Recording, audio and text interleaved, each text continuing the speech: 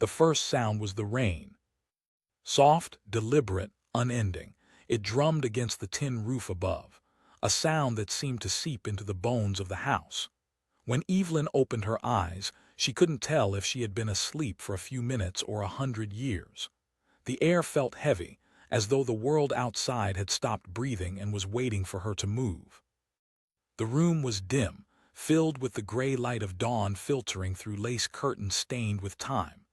Everything looked familiar yet wrong: the small writing desk by the window, the chair with one leg shorter than the others, the old clock on the wall that had long since forgotten how to tick.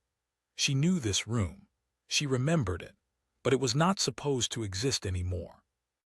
Her hand trembled as she reached toward the floor, fingertips brushing against cold wood. Beneath the dust, faint carvings marked the boards, small symbols she had once drawn when she was a child, hiding from her mother's voice. A circle, a line, a spiral, the pattern of protection her grandmother had said. When the hollow calls, you draw the spiral. Evelyn whispered the words without meaning to, and her breath fogged the air. A sudden chill rippled through the room. She rose to her feet slowly, each movement stiff and unsteady, as if her body had only just remembered how to move. The mirror above the dresser reflected her outline, pale skin, hair tangled with dirt, eyes wide and lost. There was something off about her reflection, though. It was delayed, like a shadow that struggled to catch up. "Where am I?" she whispered. The question didn't echo. The house absorbed her voice like it was afraid of waking something. Evelyn stepped out into the hallway. The floorboards groaned, dust rising like ghosts disturbed from sleep. The photographs lining the walls were blank. Each frame held nothing but a pale gray surface, as though the faces had been erased. Only one photo still clung to its image: a little girl standing by a tree, holding a red ribbon in her hand. Her eyes, wide, curious, seemed to follow Evelyn as she moved past. Downstairs, the smell of rain mixed with something else: damp wood, old metal, the faint sweetness of decay. She reached the bottom step and paused. The front door was half open, swaying gently in the wind, revealing the world outside. Black Hollow, the town she had sworn she'd never return to. Evelyn stepped onto the porch, the boards slick with rain. The landscape stretched out before her, the same forested valley, the same river that wound through the trees like a silver scar. But everything looked faded, drained of color. The air shimmered faintly, like heat rising from asphalt, though the morning was cold. Somewhere in the distance, a low hum vibrated beneath the sound of rain, steady and rhythmic, almost like a heartbeat. Her chest tightened. She knew that sound. She had heard it once before, the night the hollow took everything from her. A crow landed on the railing, feathers glistening black. It tilted its head at her, unblinking. In its beak was a small, tattered piece of red ribbon. Evelyn's breath caught. "Give that to me," she said softly, reaching out. The bird dropped it, but before the ribbon touched the porch, it dissolved into ash. Thunder rumbled in the distance. The sky, heavy with clouds, seemed to sag closer to the earth. Evelyn turned back toward the house, heart pounding. Something about this place was wrong, not haunted, but hollowed out, emptied of time. And yet, she felt it watching her, the same unseen pulse that once lived beneath the ground. She moved through the rooms in silence, searching for anything real: a sound, a scent, a voice that would anchor her. On the kitchen table lay a single object, a glass jar filled with muddy water. Floating inside was a dead moth, wings spread like parchment. The jar pulsed faintly with light, as if the creature's body still remembered how to glow. Her hand trembled when she touched it. A whisper curled through her mind, not a word but a feeling: return. Evelyn dropped the jar. It shattered against the floor, water splashing across her shoes. The hum outside grew louder, vibrating the windows. She clutched her head, trying to block it out, but the sound burrowed into her thoughts. Then she heard the voice. "Evelyn." She froze. It wasn't behind her, nor in front. It came from everywhere: the walls, the floor, the air itself. It was soft, almost tender, like someone calling from another room. "Evelyn, you came back." Her lips parted, but no words came. She wanted to run, but her body wouldn't move. The voice came again, closer now, slipping beneath her skin. "Do you remember what you buried here?" Her vision blurred. The hallway swam before her eyes. She stumbled backward, knocking over a chair. A flash of memory tore through her mind, moonlight on wet soil, the smell of earth, the feel of her hands digging, something cold and heavy beneath the surface. She gasped. "No, I." The mirror in the hallway cracked. A sound like breathing filled the house, deep, labored, almost human. Evelyn backed away until her spine pressed against the wall. The air thickened, the temperature dropped. The photographs on the walls began to change, gray turning to shapes, shapes turning to faces. All of them were her own, dozens of Evelyns staring back at her with hollow eyes. And then the whisper came again, this time from inside her own head. "Welcome home." Evelyn screamed. The lights flickered, the hum crescendoed, and then silence. The kind of silence that doesn't belong to the living world. She stood there, chest heaving, eyes wide. The mirror had gone dark, showing nothing but her silhouette. For a moment she thought she saw movement behind it, something vast and shifting, like water under glass. Then it was gone. Outside, the rain had stopped. The air hung still, heavy with the scent of wet soil and something older. Evelyn stepped closer to the window, her reflection following her. Far across the valley, where the forest met the horizon, a faint red glow pulsed in time with her heartbeat. The hollow was awake again. And it remembered her. The storm had passed, but the silence it left behind was worse. Evelyn sat by the window, staring at the line where the forest met the valley. The red glow she had seen earlier was gone, swallowed by the mist that now crept through the trees. Yet the air still hummed with something she couldn't name, a vibration deep beneath the surface, like the earth itself was murmuring secrets to anyone who dared to listen. She rubbed her arms, trying to warm herself. The skin felt wrong, too cold, too tight. When she pressed her hand against her forearm, she thought she felt movement under the skin, a faint ripple, as if something alive shifted beneath it.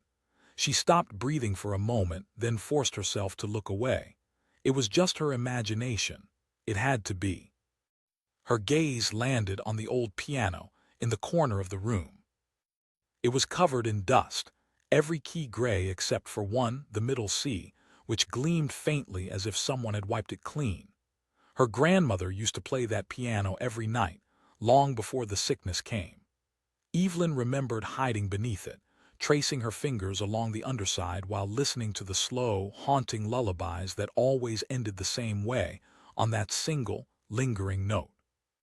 The memory rose in her chest like a bruise. She reached out and pressed the key. A single note rang through the house, soft, trembling, and impossibly clear. The sound seemed to hang in the air, vibrating longer than it should. Then, faintly from somewhere beneath the floorboards, another piano answered. Evelyn froze. The second note was not an echo. It came a full breath later, lower, distorted, like the sound of something mimicking her from deep underground. Her pulse quickened. She pressed another key. Another answer came. She kept playing one note, then another, and each time the floor responded. A dissonant echo, buried beneath layers of soil and time. It was like the earth itself remembered the song her grandmother used to play. And then she realized the pattern. It wasn't repeating her notes. It was changing them, correcting them, leading her. The melody built slowly, minor chords that felt older than the house itself. Evelyn's hands moved on their own, guided by something she couldn't see. The song grew darker, fuller, until the air trembled. Then one final chord. Her fingers froze midair, breath caught in her throat. From below came the faint sound of breathing. Evelyn backed away from the piano, eyes wide. The breathing was slow, deliberate, matching her own rhythm. She took another step back and the sound followed, closer this time, moving beneath the floor like something crawling through the veins of the house. She grabbed a chair and pushed it aside, dropping to her knees. The wood beneath her palms was warm not from the sun, but from within. A faint vibration pulsed through it, the same rhythm she'd felt in her chest. Her grandmother's words echoed in her mind. When the hollow calls, you draw the spiral. Evelyn's eyes darted to the carvings on the floor, the same symbols she had seen upstairs. Some of them were new, though, freshly etched, the wood splintered and raw, like someone had carved them from underneath. She traced one with her finger. It felt damp. When she lifted her hand, her fingertips were stained dark red. Blood. Her breath hitched. The hum grew louder. The walls began to tremble. She stumbled to her feet and ran toward the kitchen, grabbing the flashlight from the counter. The light flickered weakly, barely cutting through the shadows. She followed the sound down the narrow hallway, past the cracked mirror, to the cellar door she hadn't noticed before. It was locked with a thick iron latch, the kind her grandmother had always warned her never to open. But the hum was louder here, and behind it, a voice. Soft, broken, whispering her name. "Evelyn, help me." Her stomach turned. It was a child's voice. "Who's there?" she called out, trembling. No answer, only that muffled cry somewhere below. Evelyn's hand shook as she reached for the latch. It opened easily. A wave of damp air hit her face, thick with the smell of earth and rot. The staircase beyond descended into darkness, steep and uneven. Her flashlight flickered again, but she forced herself down one step, then another. The sound of her breathing filled the narrow space, mixing with the faint sobs coming from below. Halfway down, the door slammed shut above her. Evelyn spun around, shining the light upward, nothing but wood and shadows. The air pressed against her chest, heavy and cold. She turned back toward the bottom of the stairs. Something was moving down there, slow, wet. Her beam caught the edge of a wall, but the cellar wasn't made of stone or brick. It was carved directly into the earth. The floor was soft mud, slick beneath her shoes, and the air pulsed with that same low hum. In the far corner stood a wooden rocking chair, moving gently back and forth, though no one sat in it. Evelyn's breath came faster. The child's sobbing had stopped. Now there was only breathing again, close, steady, just behind her. She turned the light and froze. It was the girl from the photograph, the same one holding the red ribbon. But her eyes were black, hollow. "Evelyn," the girl said softly, voice trembling, "you left me here." Evelyn shook her head. "No, I don't know you." The girl tilted her head. "You do. You buried me when the hollow asked." Evelyn stumbled backward, light shaking wildly. The beam fell across the far wall, revealing dozens of handprints pressed into the earth. Small ones, child-sized, some fresh, some older, all of them reaching upward. The girl stepped closer, her bare feet leaving no marks in the mud. "Do you hear it?" she whispered. Evelyn swallowed hard. "Hear what?" "The heart," the girl said. "It's waking up again." Before Evelyn could move, the ground beneath her feet rippled, the mud poolsing like flesh. She fell to her knees as a deep, rhythmic thud echoed through the walls, slow and powerful, shaking the air. It wasn't sound, it was heartbeat. The hollow's heartbeat. The girl reached out a hand. "Help me remember," she said, voice breaking. "Help us come back." Evelyn crawled backward, shaking her head violently. No, I didn't do anything." The light flickered out. Darkness swallowed her. Something touched her shoulder, cold, damp, heavy, fingers. She screamed and swung the flashlight wildly. It struck something solid, a sound like breaking bone echoed through the cellar. She scrambled to her feet and ran up the stairs, slipping on the mud. The door wouldn't open. She slammed against it again and again until it burst open with a crack. Light, air, silence. Evelyn collapsed on the floor, gasping. The house above was still again. No sound, no movement, only her own heartbeat pounding in her ears. She turned, half expecting to see the girl behind her, but the doorway was empty. Then she saw the footprints. Tiny, wet prints trailing from the cellar door to the hallway, stopping in front of the piano. The same red ribbon lay across one of the keys. Evelyn sank to her knees, trembling. The hum beneath the floor was quieter now, almost gentle, like the hollow had gone back to sleep for the moment. But she knew it wouldn't stay that way. Not this time. The earth beneath my hands was still warm.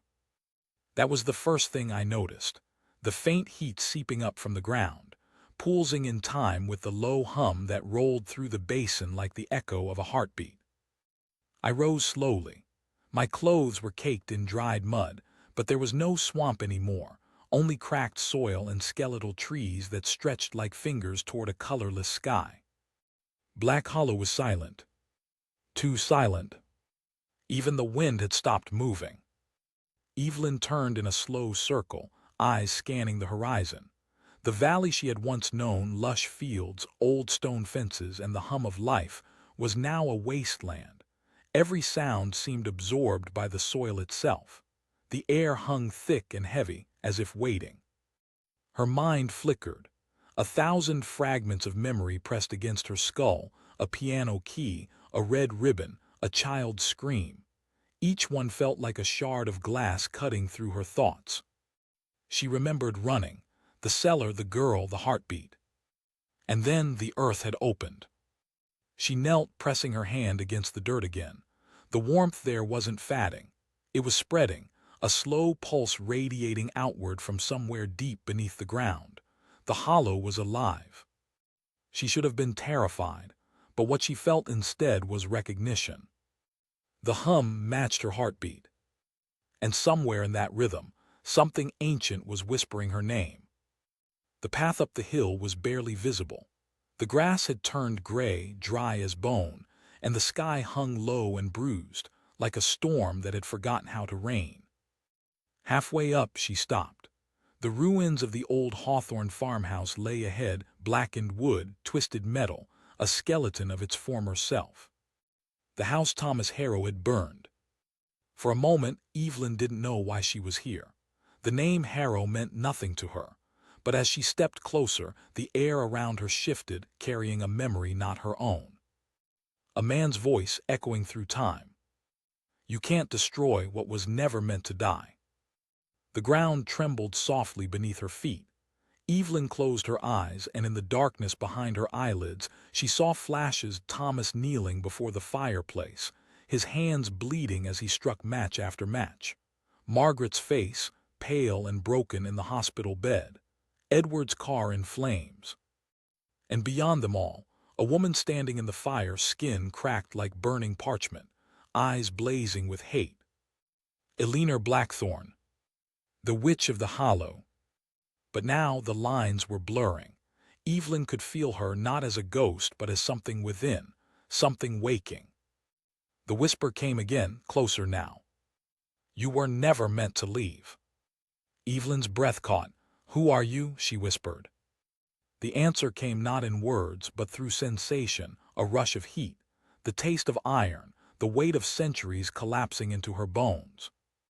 Memories not her own flooded her mind. A young woman bound to a post, fire licking at her dress, screams, the crowd chanting, the smell of burning herbs. And through it all a child crying. A little girl with a red ribbon in her hair. Evelyn fell to her knees, clutching her head.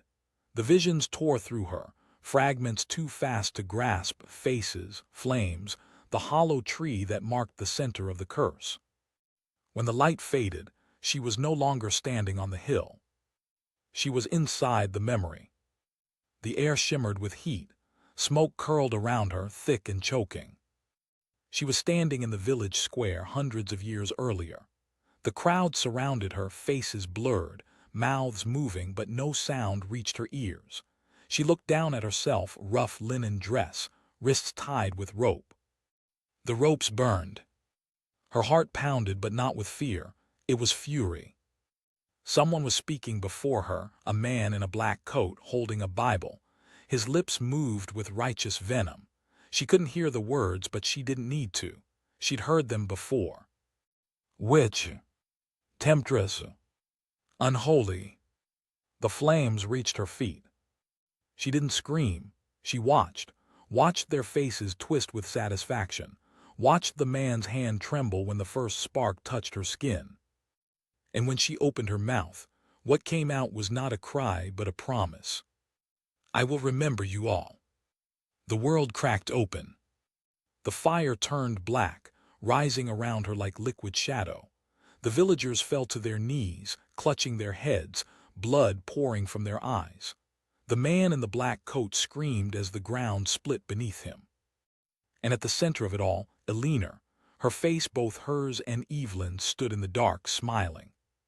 Now you see, she whispered, you were always part of me. Evelyn gasped as the vision shattered. The ruins of the farmhouse flickered back into view. Her hands were shaking, covered in ash. But her reflection, caught in a shard of broken glass at her feet, wasn't hers anymore. Her eyes glowed faint amber. A faint mark burned along her neck, the same sigil carved into the cellar floor. The hollow remembered. And now it wanted her back. The hum beneath the ground grew louder, not one heartbeat now, but many, thousands. The soil rippled as if breathing. From the cracks, faint tendrils of black mist began to rise, curling around her ankles. They pulsed with warmth, then heat, then searing pain. Evelyn tried to run, but the earth shifted beneath her, soft, liquid, pulling her down. She screamed, clawing at the ground as the soil swallowed her feet. The air around her filled with whispers, voices of the children, the villagers, the cursed. Join us. Remember. Bleed for the hollow. The mist climbed her legs, her chest, her throat. She fought to speak, to resist, but the heat inside her surged, and with it came the memories again. Eleanor's curse, the sacrifice, the blood pact. It wasn't about revenge. It was about remembrance. The hollow didn't feed on life. It fed on memory, on the echo of those who had suffered here. And now Evelyn was both vessel and voice. The mist erupted in a blinding flash, and then silence. When she woke, it was night. She was lying at the edge of the forest. The air was still, the sky moonless. For a moment she thought it had all been a nightmare, but the mark on her neck burned faintly, and when she touched the ground, it hummed beneath her fingers. She stood unsteady. The old piano melody drifted faintly on the wind, impossible, distant, yet heartbreakingly familiar. And then she saw it. On the hill where the farmhouse had stood, the soil was glowing, a faint red spiral pulsing slowly, alive. At its center stood a figure, cloaked in shadow, hair floating as if underwater. Evelyn couldn't tell if it was Eleanor or herself. The figure turned its head, and in that instant Evelyn understood. The hollow never took from the land. It became the land. And now so had she. The figure smiled. The soil pulsed one last time, a deep, resonant heartbeat that shook the valley, and then the light faded. Blackthorn fell silent once more. But in the distance, from beneath the ground, the faint sound of a child's laughter drifted through the night. And the earth beneath Evelyn's feet began to breathe again. It began with the flowers. No one in Blackthorn could say exactly when they appeared, only that one morning the hillsides were covered in them, white blossoms with a faint crimson heart, growing from the blackened soil where nothing had lived for decades. They called them witch's breath. The air was thick with their scent, sweet at first, then strangely metallic, like blood beneath sugar. By noon, the bees had returned, buzzing low across the valley. By nightfall, the villagers swore the flowers were breathing, their petals opening and closing in rhythm with the wind. The land that had been barren since the fire now pulsed with color. Grass sprouted from the ashes. Trees budded with unnatural speed. The ground itself seemed to exhale. Blackthorn was alive again. But it was not the same. In the small cottage near the edge of town, old Margaret Hawthorn lay half awake, her thin fingers clutching the bedsheet as though it might anchor her to the living world. The nurse had stepped out for the evening, leaving only the soft hiss of the oxygen machine and the whisper of the curtains. She opened her eyes to the dark. Something was moving outside the window, a shape, just beyond the flicker of the lamplight. Her voice was a tremor. "Edward." No answer, only the sound of wind through the garden. Then a soft knock, 3 times deliberate. Margaret's breath caught. Her heart stuttered, painful and uneven. She stared toward the door, the same way she once had when Thomas Harrow came to plead for help, the same night the house had burned. The knock came again, slower this time. And then a voice, soft, female, familiar in a way that twisted her gut. "Mrs. Hawthorn," it said gently, "it's been a long time." The old woman froze. Her eyes widened as the latch turned on its own, the door creaking open. A figure stood in the doorway. She looked young, mid-30s perhaps, pale skin, hair the color of burnt copper. Her dress, simple and old-fashioned, was streaked with ash, as if she had walked through fire. But it was her eyes that broke Margaret's heart. Amber like molten gold. "Eleanor," the old woman whispered. The figure smiled faintly. "Not quite," she said, "but close enough." By dawn, the town was alive with whispers. A woman had been seen walking through the hills at night. Some said she was a lost traveler. Others swore she was a spirit. The witch of Blackthorn returned. The local children left flowers on doorsteps, muttering prayers they'd learned from their grandmothers. But the land didn't care for superstition. The soil kept breathing. In the fields near the old Hawthorn ruins, animals began to gather: crows, foxes, even deer. They stood motionless at the edge of the valley, facing the center as if awaiting a signal. And then, for the first time in years, the well began to run again. The water shimmered faintly red in the moonlight. The villagers called it a blessing. Others, remembering the curse, weren't so sure. In the heart of it all, Evelyn stood alone among the flowers. She had no memory of leaving the hill that night. One moment she had been swallowed by the earth, the next she was standing in the field, the world around her bathed in gray dawn. Weeks passed in a blur of half-dreams and static. She wandered the countryside, drawn by whispers in the soil, never sleeping, never hungry. The locals saw her and called her the Fireborn. Now she had returned to Blackthorn. The valley recognized her, or perhaps it was the other way around. When she touched the ground, the flowers stirred. When she walked, the mist followed. She wasn't sure what she was anymore, woman, memory, or ghost, but she could feel the hollow beneath her skin, humming in her blood like a second heartbeat. Every step closer to the town made it stronger. She told herself she came back for answers, but deep down she knew she was the answer and the question both. At the churchyard, Father Rowan was burning old prayer books when she found him. The priest was a small, wiry man with the look of someone who hadn't slept in weeks. His sermons had grown erratic since the flowers appeared, his voice brittle, his faith fraying. He didn't hear her approach until she spoke. "Father." He turned, startled, nearly dropping the candle in his hand. His eyes widened. "Good Lord," he breathed, you shouldn't be here." Evelyn tilted her head. "Why not?" He backed away a step.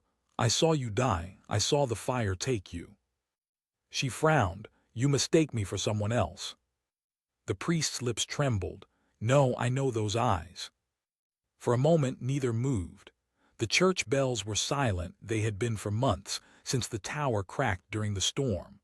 Outside, the flowers swayed as if in slow applause. Father Rowan swallowed hard. "The curse was bound in blood," he whispered. "If you are here, it means she's free." Evelyn took a slow step forward. The candle flame flickered. "She never left," she said softly. "You buried her beneath your prayers, but the ground remembered. The hollow remembers everything." The priest crossed himself shakily. "What do you want?" Her gaze drifted past him, toward the altar where the last Hawthorn cross hung crooked. To finish what she began. Then, almost as an afterthought, she smiled, and perhaps to see what grows after the ashes. She turned and walked away, the flowers parting at her feet. Behind her, the candle sputtered out. That night the wind carried strange sounds through Blackthorn, the low hum of the hollow, blending with the sighs of the living. Doors creaked open by themselves. Windows fogged from within. The air tasted of iron and smoke. And in Margaret Hawthorn's cottage, the old woman dreamt of fire again. She dreamt of the day Eleanor burned, of the villagers shouting, of the girl, her own ancestor, clutching her hand and crying for mercy. She saw the curse take shape, carved into the soil by desperate blood. And then she saw Evelyn, standing where Eleanor once fell. When Margaret awoke, she was weeping. The mark on her wrist, the old sigil of her family, was bleeding faintly through the skin. She knew then that the land had chosen a new keeper. By morning, the flowers had spread farther, climbing fences, overtaking roads, curling up the walls of abandoned houses. The villagers gathered in the square, frightened but unwilling to admit it. Something was happening to Blackthorn. Something beautiful. Something wrong. And as the sun rose over the hills, the petals turned to face it. Thousands of white faces tinged with red, opening in perfect unison. Their scent filled the air again, sweet, metallic, ancient. And from somewhere deep beneath the ground, the hollow's heartbeat quickened. It started with the blood. At first, no one noticed. A few villagers complained of dizziness. Others awoke to find small bruises blooming along their arms, faint, branching marks like roots beneath the skin. The doctor, an aging man named Calder, said it was nothing. Iron deficiency, perhaps, stress. But by the end of the week, the marks had deepened into red filigree, curling across veins like vines seeking sunlight. When Calder made the first incision, a simple blood test, the syringe filled with something thicker than human blood. It shimmered faintly under the lamplight, dark crimson shot through with strands of black. It pulsed, faintly, even after leaving the vein. He capped the vial with shaking hands, and whispered a prayer he hadn't used in decades. The next morning, the flowers began to hum. It wasn't a sound exactly, more a vibration that settled into the bones. People felt it in their teeth, in their skulls, in the hollows behind their eyes. The longer one stood among the blossoms, the stronger it became. Some villagers said the flowers were speaking. Children pressed their ears to the soil and claimed to hear words, names, whispers, fragments of lullabies long forgotten. When their parents dragged them away, they screamed, begging to go back. By sunset, 3 of the children had vanished. Their footprints led to the edge of the hollow. Beyond that, nothing. Father Rowan gathered the townsfolk in the chapel that night, though its cracked walls could barely hold them all. The candles flickered with a strange green hue, their smoke curling toward the ceiling in the shape of branches. "The land is testing us," he said, his voice hoarse. "We must not listen to it. The devil wears beauty when he comes to collect." But half the congregation wasn't listening. Their eyes were fixed on the stained glass behind him, where, for the first time in years, the image of the crucifix bled light, as if the sun had risen inside the church. When the Mass ended, only a few dared to leave. Most stayed through the night, kneeling, praying, or simply waiting. Evelyn walked the perimeter of the valley alone.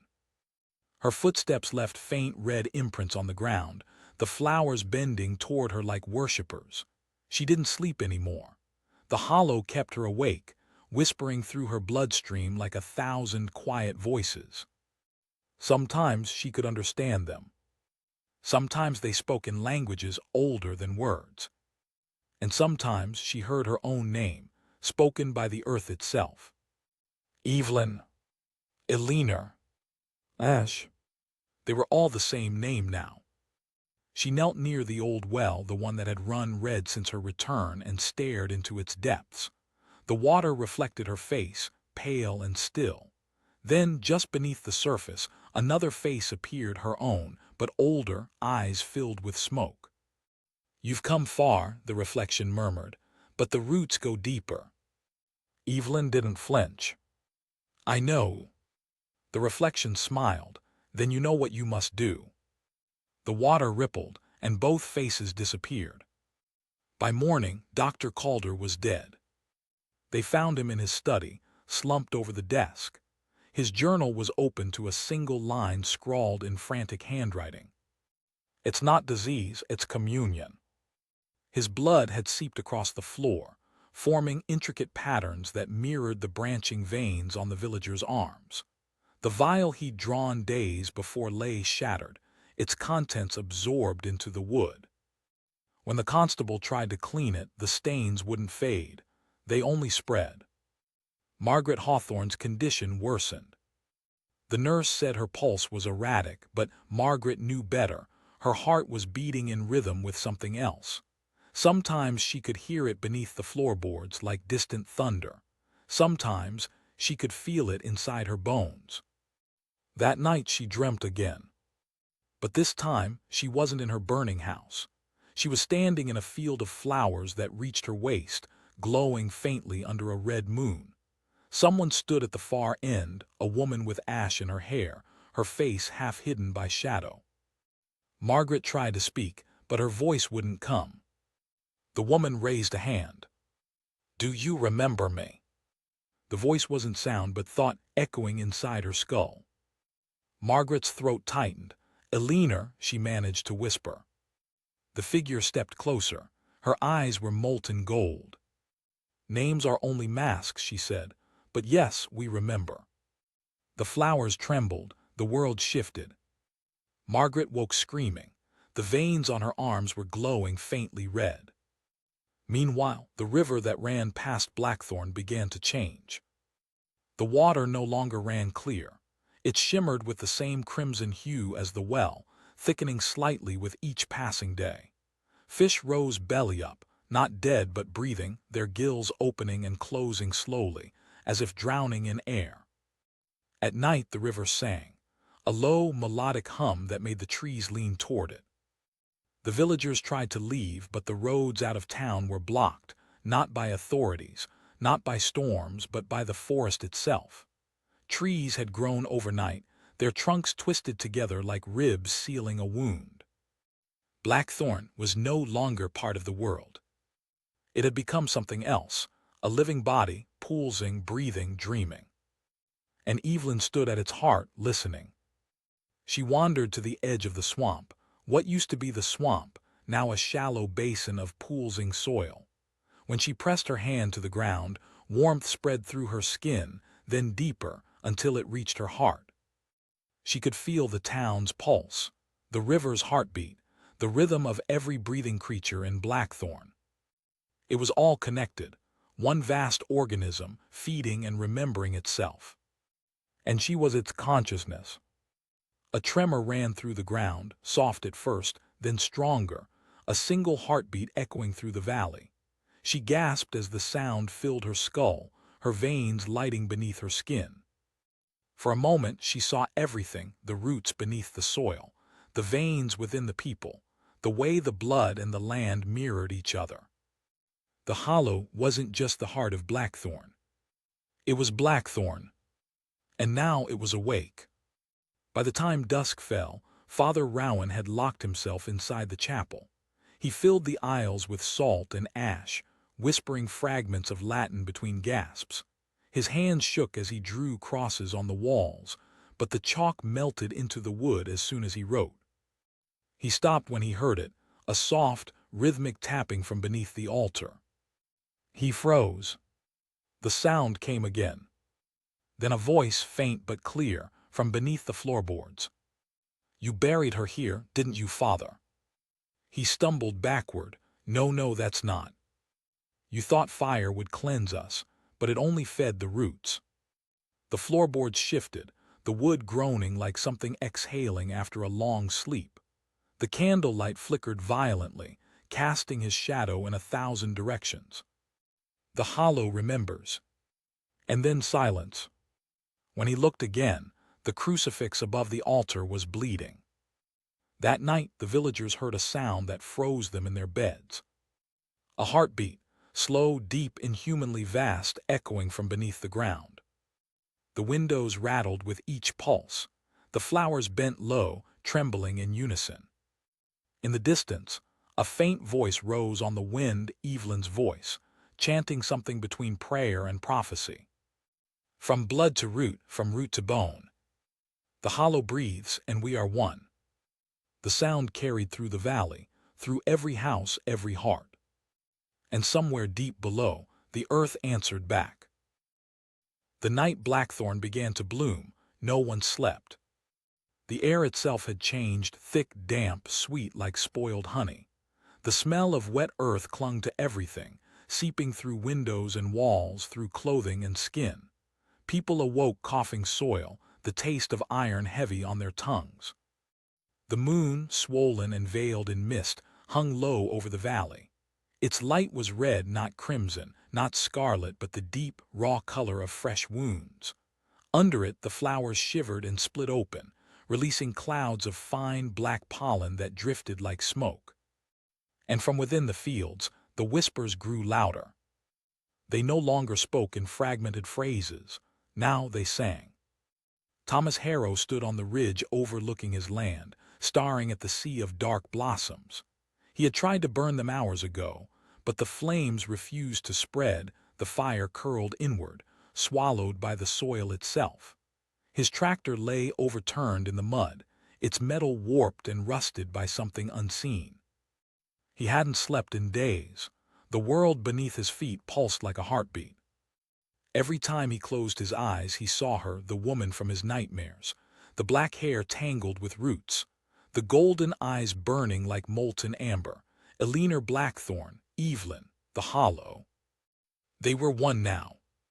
He didn't understand how he knew that, only that he did. The land whispered it to him. Return what was taken, it murmured, the blood, the house, the name. He dropped to his knees. What do you want from me? He whispered. The ground responded with a shudder, so violent it nearly threw him backward. To remember. In the town square, Father Rowan was trying to perform the last mass. He stood before a congregation of 12, the last who hadn't fled or vanished. They were gaunt, trembling, their eyes rimmed red from sleeplessness. The chapel's walls were crawling with veins of black moss, creeping toward the altar like fingers. He raised the chalice, but the wine inside had turned thick, dark as blood. It pulsed once, and he nearly dropped it. In the name of the Father. The floor trembled. In the name of the Son. A crack ran down the crucifix. In the walls split open with a sound like tearing flesh. Roots erupted from the floorboards, coiling around the pews, the pillars, the people. Screams filled the chapel as the vines dragged the faithful toward the ground. Some tried to fight, to tear themselves free, but the roots sank into their skin, fusing with their flesh, drinking their screams. Rowan fell to his knees, clutching the Bible against his chest. Deliver us. The pages burst into flame. At the hospital, Margaret Hawthorn felt the world ending. The machines around her wailed, long, unbroken tones that merged with the sound rising outside. The nurse had fled hours ago, but Margaret couldn't move. Her body had become heavy, her veins burning with the same red glow as the land. She knew what was happening. She had always known it would end this way. The curse had never been about punishment. It had been about memory, about the land refusing to forget the blood that bound it. Margaret reached for the rosary at her bedside, but her fingers had begun to stiffen. The beads were warm, pulsing faintly in her grasp. She tried to pray, but only one word came. Eleanor. The window cracked. Wind swept in, carrying the scent of ash and rain. The flowers outside were glowing, bending toward the hospital as if listening. Then she heard it, a soft, familiar voice. You kept my name alive. Tears filled her eyes. Eleanor, what have you done? The voice sighed, only what was promised. The rosary snapped in half. Margaret's eyes rolled back, and the heart monitor flatlined. At the edge of the hollow, Evelyn stood barefoot in the soil, arms outstretched. Her body was changing, her skin pale as porcelain, her veins pooling red beneath the surface. Her hair flowed like dark water, strands weaving with the roots that emerged from the earth to meet her. She wasn't human anymore. She wasn't spirit either. She was bridge. Every heartbeat in Blackthorn echoed inside her chest. The dying, the dreaming, the remembering. The blood of Eleanor, the fear of Margaret, the defiance of Thomas, they all lived within her now, converging into something ancient and vast. When she spoke, her voice carried through every wall, every hill, every blade of grass. The land remembers. The blood answers. The hollow blooms. The transformation began slowly. Grass turned black and glassy, bending like metal under the wind. Trees split open and blossomed with flesh-colored petals that dripped crimson sap. The river pulsed, rising and falling with the rhythm of a heartbeat. The sky thickened into an endless bruise of red and gray. Houses dissolved into the soil, their wood and brick drawn into the roots like offerings. Streets buckled. Fences melted into tangled vines. The entire town became one organism, a vast, breathing cathedral of blood and soil. At its heart stood Evelyn, radiant and terrible, the embodiment of all that had been buried and forgotten. Thomas stumbled toward her through the haze. His clothes were torn, his skin streaked with ash and mud. He didn't know why he was coming, only that something inside him needed to see her. When he reached the base of the hill, he fell to his knees. "Eleanor," he said, his voice breaking, "if you can hear me, end this, please."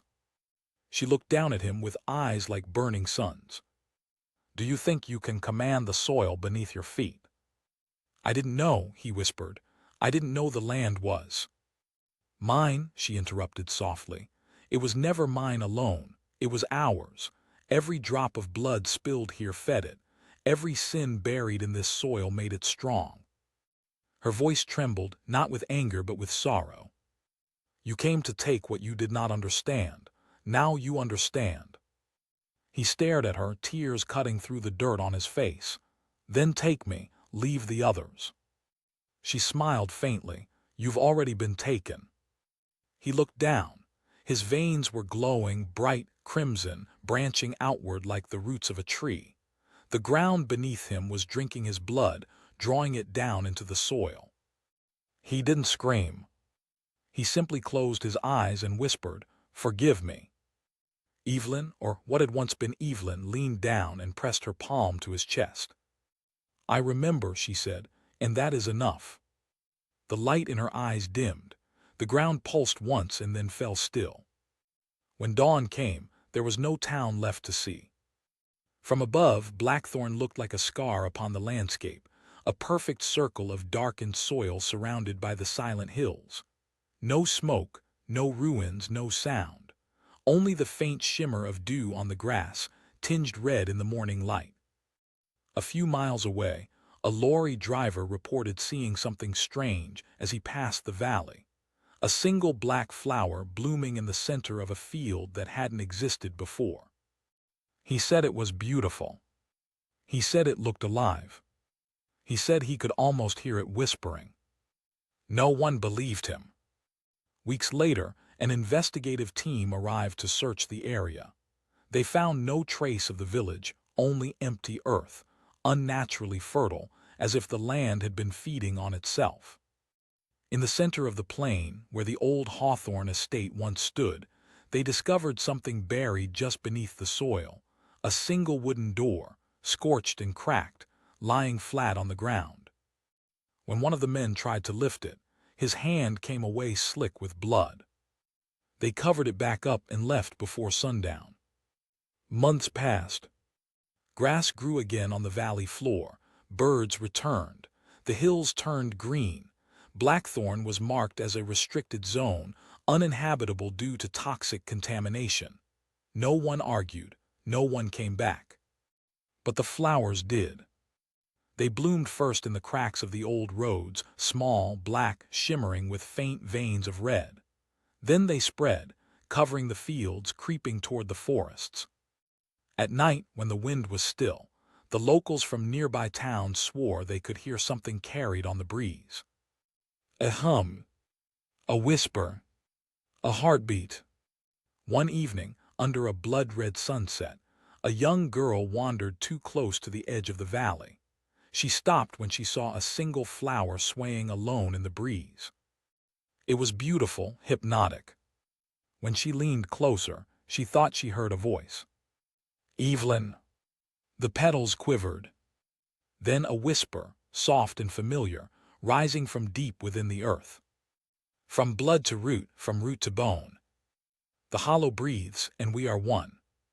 The flower trembled, and the soil around it moved, as if something beneath had begun to stir again. The earth beneath my hands was still warm. That was the first thing I noticed, the faint heat seeping up from the ground, pulsing in time with the low hum that rolled through the basin like the echo of a heartbeat. I rose slowly. My clothes were caked in dried mud, but there was no swamp anymore, only cracked soil and skeletal trees that stretched like fingers toward a colorless sky. Black Hollow was silent.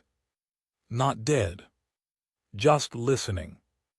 It had been 6 months since the land consumed the town. The government had fenced off the area, wrapped it in barbed wire and red warning signs. They called it a biohazard exclusion zone. Locals called it the Hollow. But official words meant nothing here. The earth didn't recognize bureaucracy. It remembered blood. I came back because I couldn't stay away.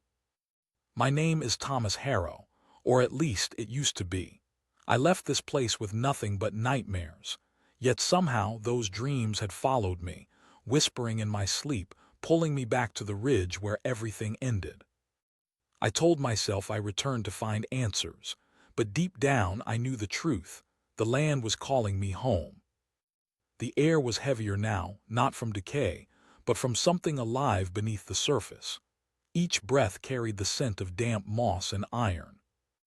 I walked through what was once the main road. The cobblestones were gone, replaced by veins of black root that pulsed faintly beneath a thin layer of dust. When I pressed my boot down, the ground flexed like the skin of some vast, sleeping creature. There were no buildings left, no walls, no remains, only outlines, faint depressions where foundations had been, as if the soil had digested every trace of civilization but kept its shape in memory. When the wind blew, I could hear the faintest sound, like distant voices speaking just below the earth's surface. At first, I thought it was my imagination. Then I realized they were praying. I reached what had once been the Hawthorn estate. The house was gone, reduced to a crater-like depression ringed with black vines. At its center lay a single wooden door, warped, half-buried and burned, the same one the cleanup crew had found months ago before sealing the area off. The soil around it glowed faintly, like embers beneath ash. I knelt and brushed my hand across the wood. It was warm. A pulse ran through it, slow and deliberate, like a heartbeat buried deep below. And then a voice. "Thomas." I froze. The voice was inside my head, not spoken but breathed. Soft, familiar female. "Evelyn," I whispered. The air shifted, the ground sighed. "Do you remember what you buried?" I swallowed hard. I buried nothing. A pause, then laughter brittle as broken glass. "You buried everything." I stumbled backward, breath shaking.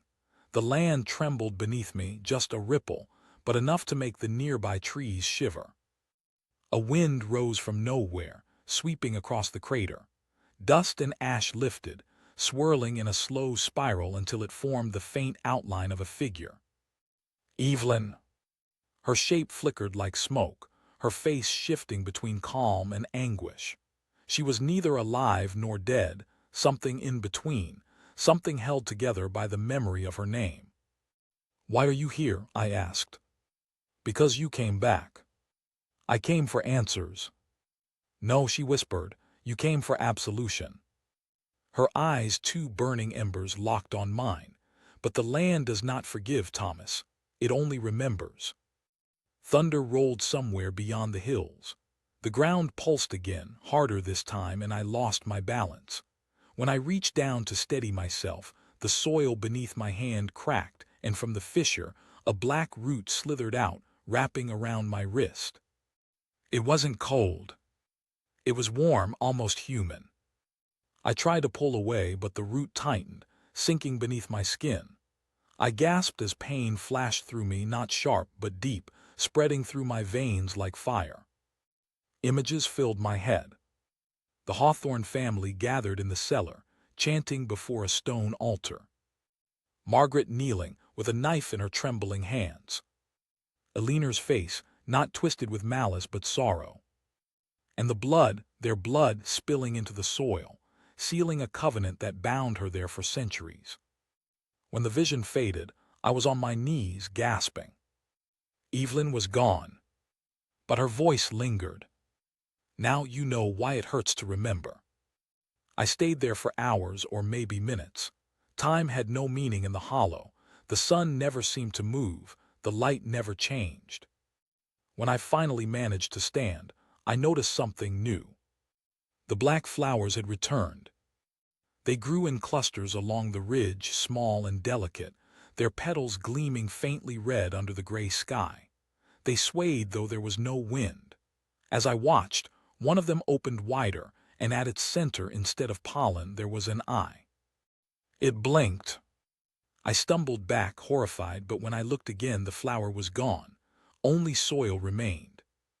Maybe I was hallucinating, maybe not. Either way, I knew what I had to do. I had to go deeper. Night fell without warning. The sky turned black, but not with darkness, with movement.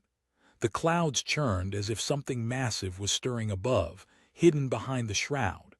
A faint red glow pulsed from the horizon, the same color as the cursed blossoms.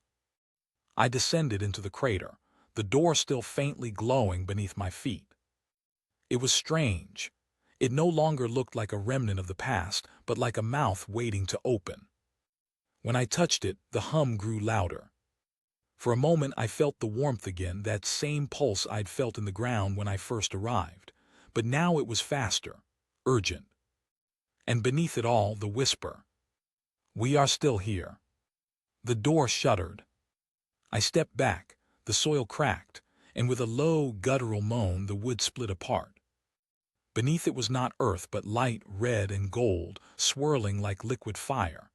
The air grew heavy, and I realized it wasn't just light. It was blood. It rose in slow, graceful ribbons, dancing in the air around me. And from within it I heard voices, hundreds, thousands, all speaking in unison. The land remembers. The blood answers. The hollow breathes. My vision blurred.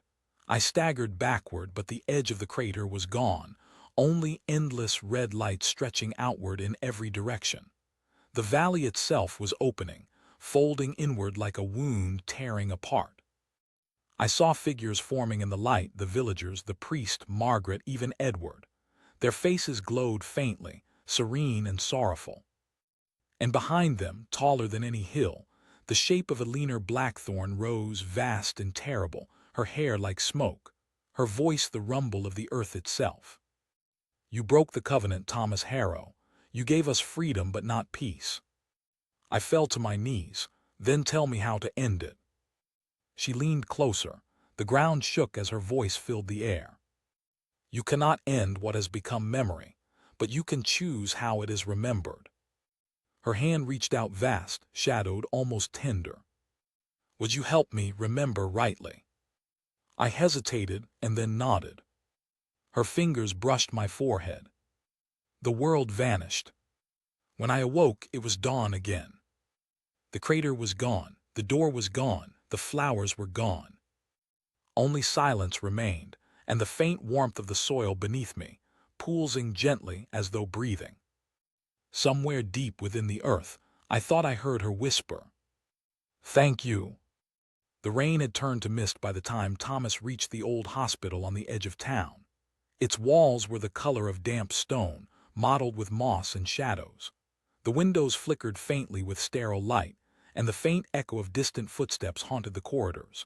He walked through the front doors, dripping, mud-streaked and trembling with exhaustion. The nurse at the reception desk gave him a glance that lingered too long, half pity, half unease, as if she could smell the storm that followed him in. "Margaret Hawthorn," he said, voice hoarse. "She's still alive." The nurse nodded reluctantly. "Room 217, but she's weak. Visiting hours are over." He didn't wait for her to finish. His boots thudded against the linoleum as he took the stairs 2 at a time, each step echoing louder in the hollow quiet of the building. The hallways smelled of bleach and old sorrow.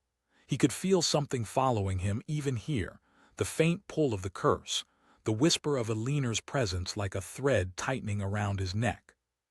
Margaret lay in the bed near the window, her skin almost translucent beneath the pale hospital light. Her hair spread across the pillow like a halo of silver strands. When Thomas entered, her eyes fluttered open. For a moment, she didn't recognize him. Then she gasped softly, clutching the blanket with trembling fingers. "You shouldn't have come," she whispered. "She knows where you are now." "I didn't have a choice," Thomas said, stepping closer. His voice cracked. "She's real, Margaret. I saw her. I heard her. The ground itself, God, it's like the land is alive."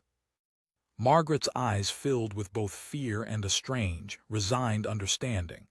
"It is alive," she said faintly. "It always has been. Eleanor's spirit feeds on what was done to her, on the blood spilled and the betrayal. When you bought that land, you didn't just take her soil. You broke the seal that kept her bound." Thomas gripped the side of her bed, knuckles white. "Then tell me how to stop her." Margaret looked toward the rain-streaked window, her breath shallow. "Only the blood of a Hawthorn can bind her again. That's why I never left, never sold the land. My family kept her contained with ritual and sacrifice. But Edward, he broke it all. He thought money could wash away what we owed." Thomas froze. "Edward, he's dead. A car crash 2 nights ago. The brakes failed." Margaret's eyes fluttered shut, a single tear slipping down her cheek. "Then we're doomed," she whispered. "There's no one left to bind her." Thunder rolled distantly, though the sky above the hospital was calm. The fluorescent lights flickered, then steadied again. Thomas felt the temperature drop. The mist outside the window thickened into a swirling gray veil. "She's coming," Margaret said, her voice trembling. "She always comes when the bloodline is near its end." Thomas shook his head, panic rising. There must be another way, some ritual, something in the journals. Margaret opened her eyes again, the last embers of strength flaring within them. "The journal," she murmured. "It's in the house, the one by the hearth. My great-grandfather's book. It tells how they sealed her long ago, but it needs blood to finish what they started." "Blood." "Yours," she said simply. "Not because you're of her line, but because you've taken what was hers. You're part of it now." A shudder ran through him. He wanted to argue, to deny it, but deep down he already felt it. The faint pulse beneath the ground, the rhythm of his heartbeat matching the whispering hum of the land. It was inside him now. The lights flickered again. This time they didn't recover. Darkness flooded the room, broken only by the pale glow of the mist outside. And within that mist Thomas saw a silhouette, a woman's form, tall and still, her hair floating as though underwater. Eleanor. The glass began to frost over, white veins spreading outward from her shadow. Margaret gasped, clutching her chest. "Go," she whispered. "Find the journal before she finds you." Thomas hesitated, torn between fear and the instinct to protect her. But the lights suddenly burst back on, blindingly bright, and when his vision cleared, Margaret's bed was empty. The sheets were soaked through, not with blood but with water, cold and heavy, as if the mist itself had swallowed her whole. The monitor beside the bed flatlined. Thomas stumbled back, his heart pounding. He turned and ran, the hallways warping around him, lights flickering, walls twisting in subtle, sickening ways. The nurses were gone. The rooms he passed were empty, though he could hear faint whispers through the walls, old voices murmuring prayers, pleas, names he didn't recognize. When he burst through the hospital doors, the world outside was shrouded in thick fog. The air hummed like a living thing. The path back to the Hawthorn house stretched ahead of him, barely visible through the mist. The old road seemed longer now, the trees bending toward him like silent witnesses. He drove as fast as he dared, headlights cutting through the gray like knives. But the fog moved unnaturally. It followed him, swirling around the car, shapes flickering within it. Faces, eyes, shadows that seemed to crawl along the edges of his vision. The engine coughed once, twice, then died. The radio hissed with static. Through the windshield, the outline of the old Hawthorn farmhouse appeared, dark, skeletal, leaning slightly under the weight of years. The wind carried faint whispers, the same ones he'd heard on the first night he arrived. He stepped out of the car, clutching the flashlight, the cold biting into his skin. Each step toward the house felt heavier, as if gravity itself resisted him. The front door creaked open on its own, welcoming him or warning him. Inside, the air was thick with dust and the faint scent of burnt herbs. The hearth loomed at the far end of the room, blackened from years of disuse. Thomas knelt beside it, pulling aside broken bricks and ashes until his fingers struck something solid, a small iron box, engraved with a hawthorn tree. He pried it open. Inside lay an old, leather-bound journal. Its pages were brittle, ink faded but legible. The handwriting was neat, formal. To bind her spirit, blood must meet soil. To silence her voice, one must give willingly what she was denied.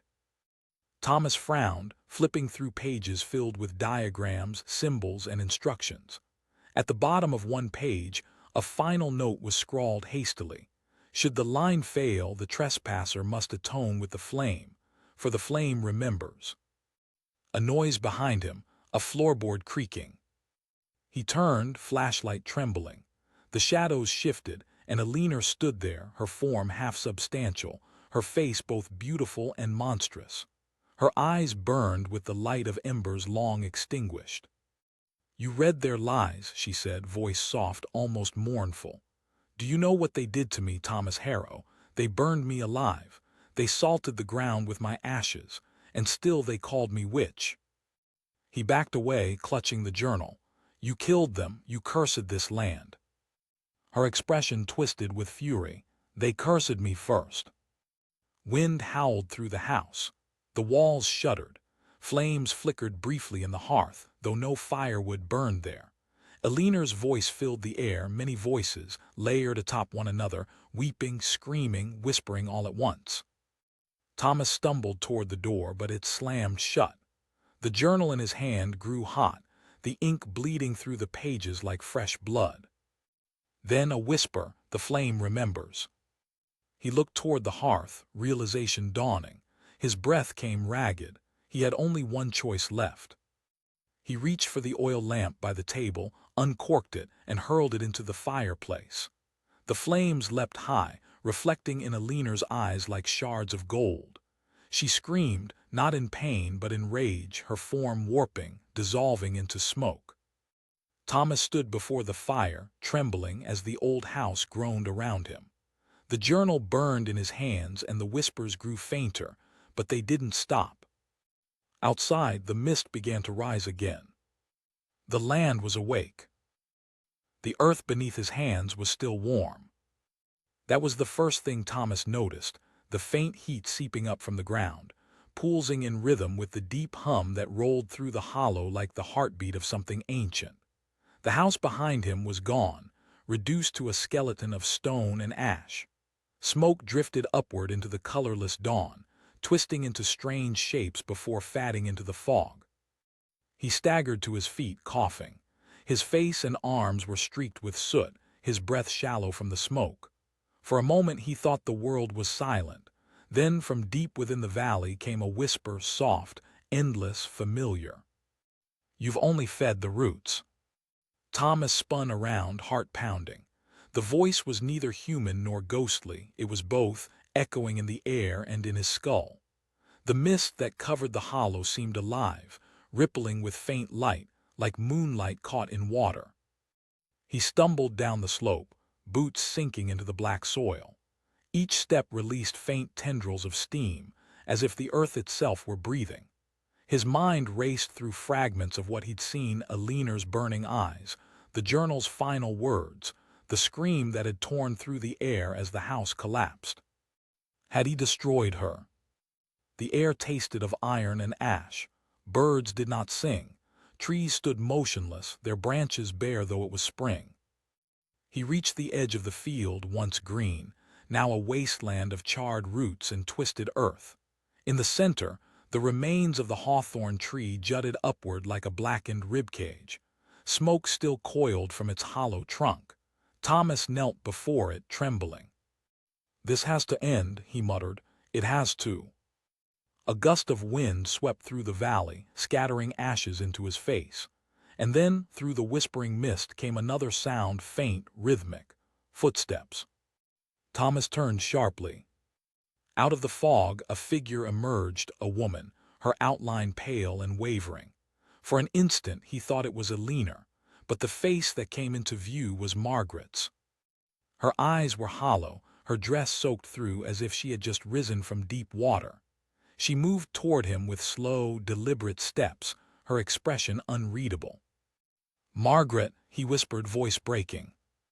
Her lips parted slightly. "You've opened the ground," she said. "Now the land remembers." Thomas took a step back. "I tried to stop it. I burned everything." "You burned the house," she said softly, "not the curse." Her voice began to shift, lower, rougher, threaded with something ancient. Eleanor was never bound to walls, Thomas. She was bound to roots, to blood, to the soil that bears her name. Her figure began to flicker, fading and reforming, and for an instant he saw Eleanor's face beneath hers, eyes like fire, mouth twisted in grief and fury. "She wants release," Margaret said, or maybe it was Eleanor speaking through her. "But release requires memory. The flame can burn, but the hollow remembers." Thomas backed away until he stumbled against the charred hawthorn tree. "Then tell me what to do," he shouted. "Tell me how to end it." Silence. The wind died, the fog thickened. Margaret, or the thing that wore her, looked at him with something like pity. "You can't end it," she said. "You can only choose how it continues." Then her eyes rolled back, her body convulsed, and she crumbled into ash that dissolved into the wind. Thomas fell to his knees, chest heaving. Around him, the mist began to swirl faster, forming a spiral above the cracked soil. The hum deepened, low, resonant, like the sound of 1,000 voices whispering beneath the earth. He looked down. The ground beneath his hands was glowing faintly red.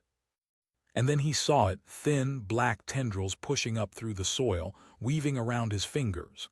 They pulsed once, twice, and he felt something pierce his skin. A rush of warmth shot through his body. The whispers grew louder. They spoke in fragments, names, prayers, curses, the language of the dead. Thomas tried to pull away, but the roots held him fast. They were feeding, or perhaps remembering. A vision erupted behind his eyes, flashes of the past, layered like burning film reels. He saw Eleanor, standing in a field of fire, screaming as the villagers surrounded her. He saw the hawthorn men binding her wrists, pressing her into the soil, driving the stake through her heart as they muttered words of forgiveness. He felt her agony, her betrayal, her rage. Then he saw himself, standing where they had stood, his own hands drenched in the blood of the land. He screamed. The world exploded into light. When he opened his eyes again, it was dawn. The fog had lifted. The valley lay still. Birds sang faintly in the distance. The earth beneath him was cool. The roots were gone. The hawthorn tree stood whole again, its leaves pale green, shimmering faintly in the morning light. He rose slowly, dazed. The air smelled clean, almost sweet. For a moment he thought maybe it's over. Then he looked closer. The bark of the tree was marked with strange lines, not cracks but shapes. Letters, his name, Thomas Harrow, carved deep, fresh as if written moments ago. And beneath it, another line appeared as he watched. "The land keeps what it's given." A cold shiver ran through him. From somewhere beneath the soil, faintly at first, then louder came the sound of breathing. He turned and stumbled toward his truck, heart hammering. The road back to the village was empty, washed clean by the night's rain. Behind him, the valley was still, too still. As he drove away, the radio crackled to life. A voice whispered through the static, soft, almost affectionate. "You should never have taken her land." Thomas slammed the radio off, but the whisper didn't stop. It came from everywhere, from the wind, from the hum of the tires, from the earth itself. When he reached the edge of Blackthorn, he didn't look back. He left the valley behind, the fields shrinking in the mirror until they disappeared into the mist. But even miles away, he could still feel it, the faint pulse under the road, the rhythm that matched his heartbeat. Weeks later, the locals would say the land had changed. That grass grew faster there, and the trees bent in strange ways. Some swore they saw a figure walking among the hills on moonlit nights, a woman with fire in her eyes and roots twined through her hands. And sometimes, when the wind blew down from the valley, they claimed it carried a whisper. A warning. The hollow remembers.